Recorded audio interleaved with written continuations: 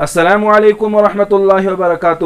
اللہ تبارک و تعالیٰ کا کرم اور احسان ہے، اللہ تبارک و تعالیٰ نے ہمیں پھر زندگی میں ایک مرتبہ شب برات میں اپنی مغفرت کرانے کا ہمیں موقع دیا ہے۔ بزرگوں اور دوستوں اور خاص کر نوجوانوں، یہ جو شب برات کی رات ہے اس کے کئی نام آئے ہیں۔ ایک نام اس کا ہے لیلۃ المبارکہ، یعنی یہ رات برکتوں کے ساتھ خاص ہے، برکتوں والی رات ہے۔ ایک دوسرا نام اس کا ہے لیلۃ الرحمہ، اللہ تعالیٰ کی رحمت خاصہ کے نزول ہونے کی رات ہے۔ اور تیسرا نام ہے اس کا لیلۃ الصق، یعنی دستاویز والی رات۔ اور چوتھا نام ہے اس کا لیلۃ البراءہ، یعنی دوزخ سے چھٹکارا پان ملنے والی رات۔ یعنی اس رات کے اندر جو عبادت کرے گا، اللہ تعالیٰ سے مانگے گا، تو اسے اللہ تعالیٰ اس فرمائے گا۔ یہ بڑی عظمت والی رات ہے، برکت رات ہے، رحمت والی رات ہے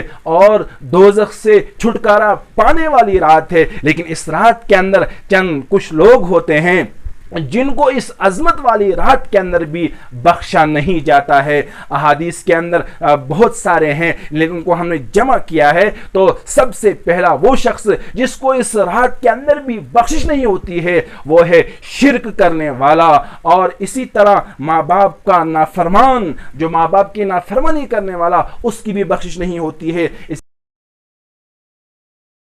ناحق قتل کرنے والا اور زنا اور بدکاری کرنے والا، شراب پینے والا اور تمام نشے جو حرام ہیں ان نشوں کو کرنے والا، اور اسی طرح قطع رحمی یعنی رشتوں اور ناتوں کو توڑنے والا، سود کھانے والا، حسد کینہ اور بغض رکھنے والا، چغل خوری کرنے والا، ذخیرہ اندوز یعنی مال جمع کرنے والا، اور گستاخ رسول صلی اللہ علیہ وسلم، اسی طرح پاجامہ ٹخنوں سے نیچے لٹکانے والا مرد، اس کی بھی بخشش نہیں ہوتی۔ اور جو عورت ٹخنوں سے اوپر پاجامہ رکھتی ہے یا بے پردہ ناچتی اور پھرتی ہے گھروں سے باہر، اس کو شیطان کی طرف لعنت بھی برستی ہے۔ اسی طرح جادوگری کرنے والا، ان تمام لوگوں کی اس رات کے اندر بھی بخشش نہیں ہوتی ہے۔ ہمیں چاہیے کہ اگر ان میں سے کوئی گناہ، کسی گناہ کے اندر ہم مبتلا ہے تو ہم شب برات آنے سے پہلے ہی